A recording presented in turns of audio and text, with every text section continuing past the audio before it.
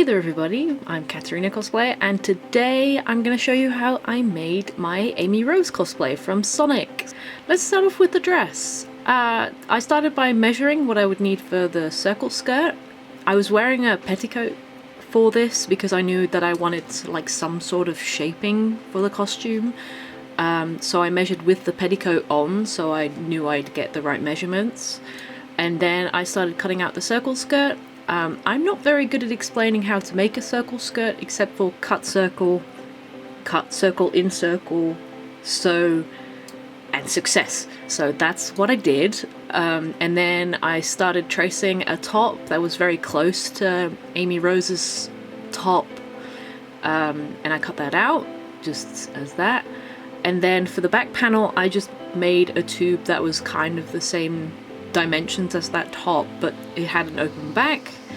And then the next step was to pin the front and back together twice. I cut out 2 pieces because the top without the second layer of fabric was incredibly see-through because this is quite a cheap stretch fabric. So I knew I had to make it double layered. I did the same for the skirt.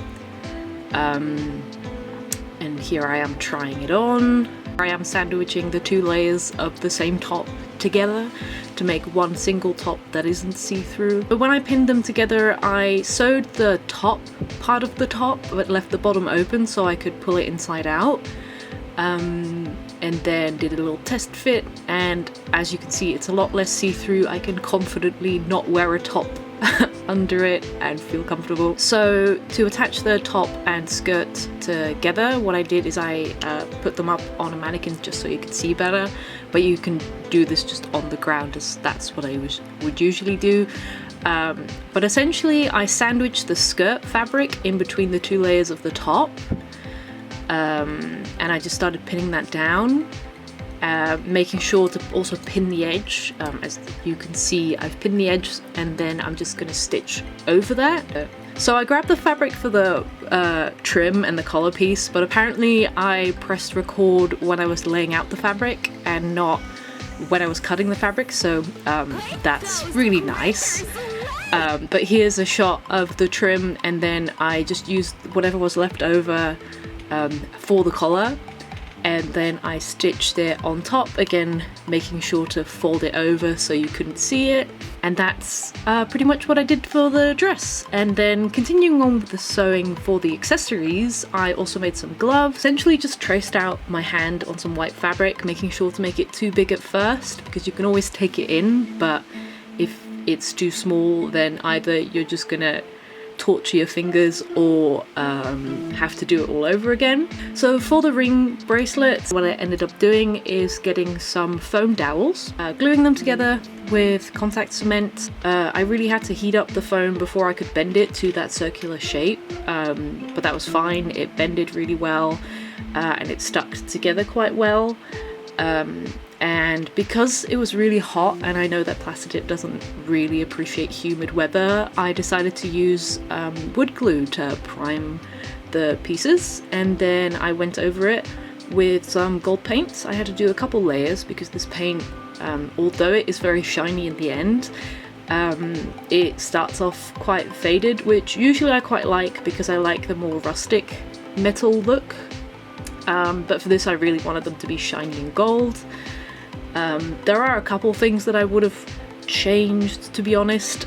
For one, I made the rings too big, so they dangle a bit like bracelets and they don't sit snug on my hand, but that is something that I will fix later.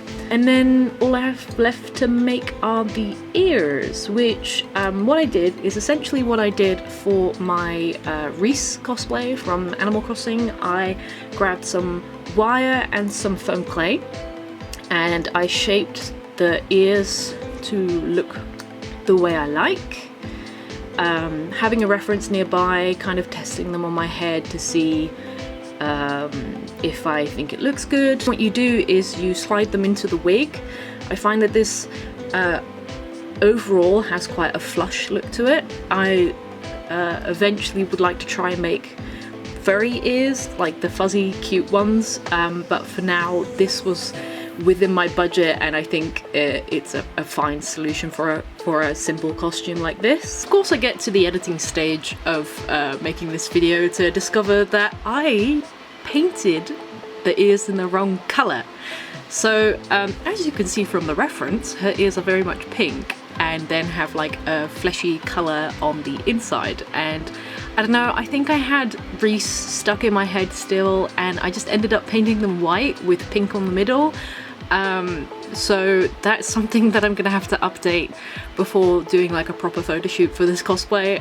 But yeah, I painted them white and then did pink in the middle. I tried to do a bit of a gradient, which doesn't show up really well, but I think that it does give it more of a 3D effect. But yeah, I'm gonna have to do this again later, so that's great.